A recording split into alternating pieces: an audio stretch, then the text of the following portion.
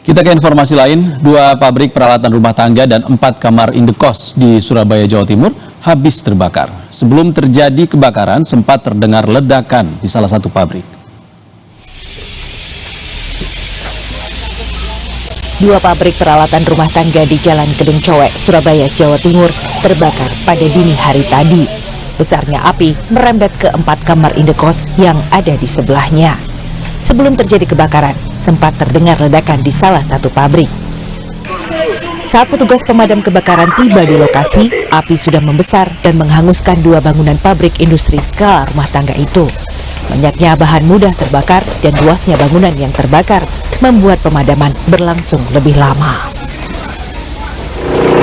Info awal gudang terbakar ya, itu apinya sudah besar. Kalau standar kita masuk triple red, jadi semuanya terbakar, kurang lebih luasan area 20 kali 30-an ya. 20 kali 30 berarti masuk triple red kalau di kita ya. Pabrik apa ini, Pak?